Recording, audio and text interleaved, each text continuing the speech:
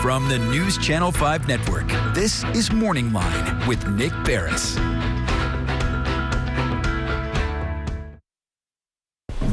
Good morning, everyone. Thanks for joining us on Morning Line. Nick Barris here on a Wednesday. We're live and direct to you, and good show. Invite you to join in the conversation as we always do. This show is me, you, and our guests. The phone number will be up there in just a moment. And it's just one guest today, but let me just say he's more than enough. I'll tell you that, okay? He's the top law dog in Davidson County. Yes, he is.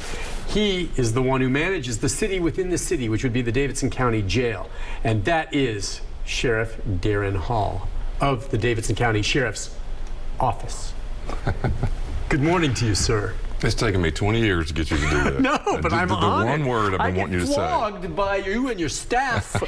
But you know, it is funny. And folks, I don't know how you refer to a sheriff's agency, but I mean, it is, he's right. It's the Davidson County Sheriff's Office. But there are sheriffs around the state that it says their Facebook page is, you know, Sheriff's Department.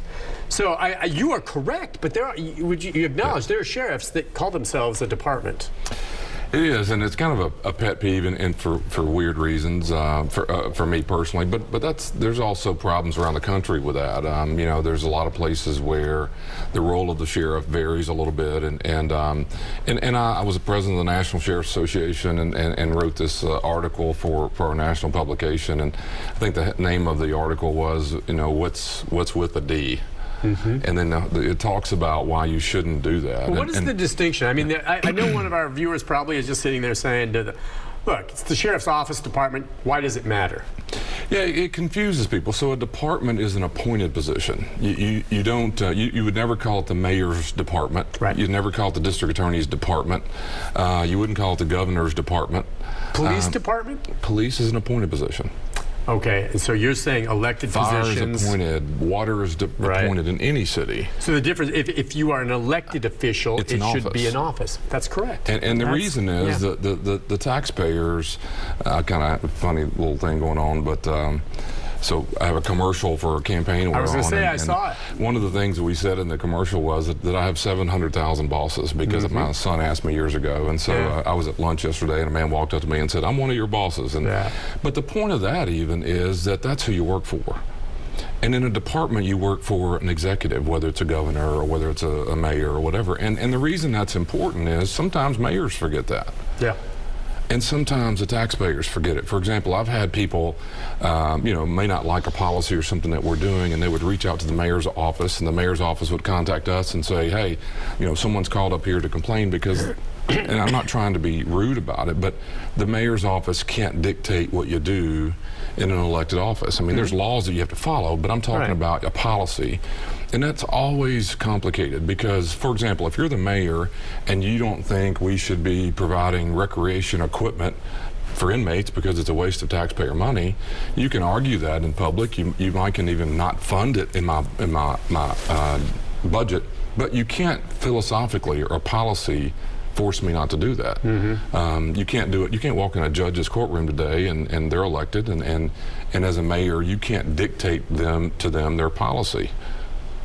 However they root dockets or whatever. This is a great civics lesson because I think people don't sometimes, and I understand why you don't deal with it. You don't see that distinction, but that's exactly it. I guess the only hammer they can bring, and it's not so much the mayor, it'd be the city council, would be, we can't tell you what to do, but we cannot give you money if we don't want to. And so they can say, look, we don't like what you're doing, so we're cutting it, so you can decide how you want. But that doesn't happen that often, and so you answer to the voter, and not to the mayor. Now the mayor, on the other hand, can fire the police chief. That's right, and he or she can walk in, and this happens, walk into a police department's leader and say, I want you to do X or Y. I've seen it happen. I've watched it happen. It happens in a lot of cities, a lot of places. Body cameras, for example. We suffered through several mayors who some wanted it, some didn't. The police chief didn't or did. And that's very complicated. In my situation, if I wanted to implement body cameras or not do it, the the taxpayers, the voters, are the ones who would throw me out or into the role. You would campaign for the job, you would tell them what you're going to do, and then the voter would get to decide, I think, if you're doing the right thing. It's important, though, because the voters should know that that's who you work for, but it's also the elected officials should as well. I've had problems with the city council the same way. The city council can't dictate policy either. They can fund issues. I would carry that argument to the community if it were in a situation like body cameras. Okay, we want body cameras, but the council says no. Well, a good example of this where it didn't work out for you the way you wanted was the new jail. Right. Okay, I mean, if you had your way and you could have made the call, it would have been built out on Harding. Right. Okay. The city council, which funds it and makes that ultimate call on spending, said, no, we're going to do it in the same location, and you had to go along with that. Right. Right. I guess, I don't know if that's exact, but that's kind of like the same. We've been in a bunch of situations. I mean, not just down in the weeds, but you know, even on the whole immigration conversation, which is very complicated. But there's a state law that forces me to cooperate with ICE in a very limited way. There was some activists on the council who was trying to force me to not do that. And think about the role that it puts you in. There's a state law, and my lawyers are telling me you can't violate the state law. And the city council was trying to order you to do these. These are way down in the weeds. It's really just sharing data. It's that not 287G, was that what that was? It was long after that. This was more recently. It was actually housing people once the ICE officials had determined that they were going to be in the courts in the federal system. And so the reality is the state law says one thing, the city council was trying to tell you to do something else, and you're sitting there going, wait a minute, you have a policy I have to follow. There's many others. It gets very complicated in the politics of the job. And what I'm trying to say is, if you run for that office and you say, I believe that we should help people who have mental illness and work on addictions or whatever, and the voters elect you to do that, and then there's a philosophical difference between mayors or council members. That's where the rub really is because you've been put in that job as a mandate if you run for that. And then sometimes they forget that and feel like that it's their decisions about how you're going to run the place. And you know, I don't know. It's important to me, not as much at this stage of my career, but I've been through a lot of those kind of battles that aren't real important to regular Joe, but it's really important to get the job done the way you want to do it. And I think it's important. I mean, running for office is a terrible thing to do. I mean, I don't like that part of it. But if you do it, then you should be able to run the agency the way you want. I've been torn about that, just thinking, should I ever run for office? Or would you rather be an elected official or someone appointed like the police chief? You're right. The advantage of being a police chief is that you don't have to answer to the constituents in the terms of being reelected, but you do have a boss right over you. The thing is, once you're elected, okay, and we've seen this with sheriffs like in Rutherford County with Robert Arnold, once you're elected, you can do a lot of pretty bad stuff. And they can't get rid of you. Meanwhile, you also have an awful lot of power. So you know, you answer to 700,000 people, yes, and that'll come on election day. But between then and there, you pretty much can make your own calls. I think I would rather be an elected official because I don't have to worry then about some boss who does have to be elected, kind of throwing politics my way, and I have to do stupid things that he or she wants that aren't really for the best. Some of my favorite conversations in the last 20 years, and you know, we've had multiple police chiefs. I go to lunch with whoever that is every month, and I've really enjoyed it. Think about all the different personalities: Surpass, Anderson, Drake, even before that, Emmett Turner and some others. But so I've thought back many a times, and I can hear the conversations because you're the police chief, I'm the sheriff, and we've debated, invented, and been arguing over that month what really stunk about our job. You know, it might be, I got to run for office. And then it also mayors changing and mayors telling me what to do, and I don't want to do what they say. I know more about law enforcement than the mayor. Mayor's political. You know, there's been so many conversations, and I'm, you know, clearly. I think the elected office is the better place for a law enforcement function, and you're not wrong that once you get in there, it's very hard to remove them if they're not doing their job well. But you can vote them out when the time comes. You can't. I think it's very hard to hold a police chief accountable through a mayor. I do. I just don't really see confidence that we can get that. So when you have a police chief who does or doesn't do what you think it should do, to get to that person, it is a tough way to go. It is exactly the reason you have a COB today. That's right. So in my opinion, I was against COB because I believed if you wanted to fix that, you should fix the charter. I don't want the job, but move the function under the elected official versus a COB that we're now paying to oversee the police department because we want more accountability. the accountability should rest with a voter, and I don't want the job. That's not what I was saying. But I don't agree with appointing COB so the voters feel like they're being accountable to the police chief. It feels like you're building a whole layer in there. But politics has its own problems too. It's not a good, clean system. You have to run every 4 years. And we should say this. I was going to ask you about it because I saw the commercial, and it's well done. And I like the way you're walking, and you talk about who your bosses are, which is great. And you've told me that before. But I kind of watched it, and I said, well, wow, but this time, at least, it's probably nice. You've had opposition before. You don't have this time. So you didn't have to run an ad. It's pretty much a foregone conclusion. You will be reelected if for no other reason you have no opposition. Why run the ad?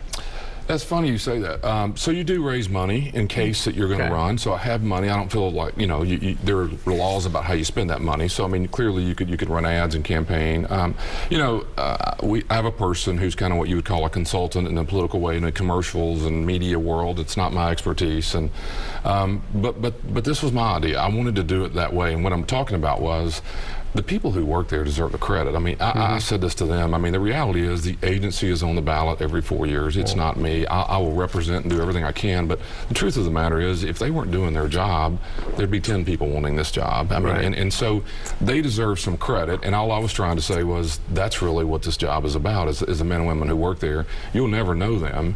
And it's also important that the voters get to make that decision. That's always been in there for me, that it's important that they know that that's who. And remind them that you're running as is. I think, when I was wondering why, but I think it's a good idea. It's not like you're running, look, every other commercial is a judge commercial nowadays. And so a barrage, I've seen your commercial a few times. I don't know how many times you're running it, but it's just out there. And I think it's a good thing to say, yeah, I am running and I may have no opposition, but I want to remind you why I'm running. I think that was it. And it really was, like I said, I wanted to give the people who are, opposed the space they need. God knows we don't need another sign on the fence around here. And there's so many signs and stuff going on. So I just thought, we owe the people who helped give us money to run. And the flip side was I didn't want to run the standard. There's not a brag in here about how great we've done. Or that really it's not what I wanted. It's not about what's been accomplished. It's really about the people who work there, and they deserve credit for not having to go through the stressors of. That's a terrible thing to do. I was here 30 years ago, and elections divide the agency because when it's opposition and you win and I lose, and the people who supported me, and I've lived through that. I've watched people walk up and look if your name's on the list. Did you get to keep your job? I mean, that's just not a real good thing, and it's hard enough the line of work we're in and trying to keep some stability there. And I've always said if you'll take the vote from the people who work there, I'll do whatever they want to do. If they don't want me there, I need to leave. And obviously the voter is really who gets to do it. It's changed dramatically though, Nick. When I first started, you had to live in the county.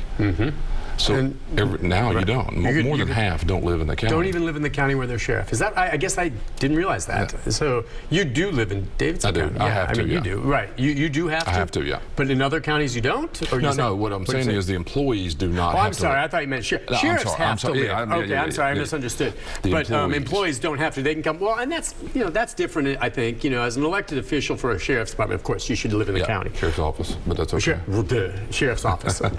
See, it's ingrained, isn't it? But employees can come from anywhere, and these days you're so desperate to hire employees that if you find qualified ones, you'll take them from anywhere. Yes, sir. And I've changed my opinion on that.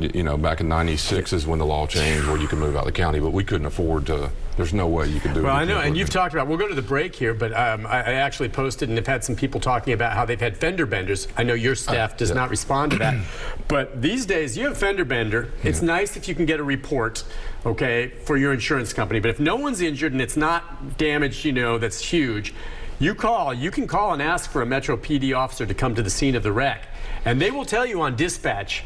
You're going to be waiting a long time. We'll try to get someone to you, but you may be out there for hours. Better that you file a report by phone or online, take the information from who you hit, and go on home. Now, you may say, well, I have a right to wait. Yeah, you can wait. If you don't mind sitting there on the side of the road for 8 hours. Because here's the fact.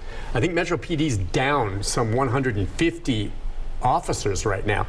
And trust me, it makes sense. I don't want them going and responding to the dozens of fender benders every day when there's more important things for them to do. That's a fact. So if you have a fender bender, tough luck for you. You're going to have to call it in yourself and then deal with the insurance company. I've done it too. I've had fender benders. I knew not even to buy. And you're not required to report a fender bender to the police. Work it out, take the information, call it in, get with your insurance company.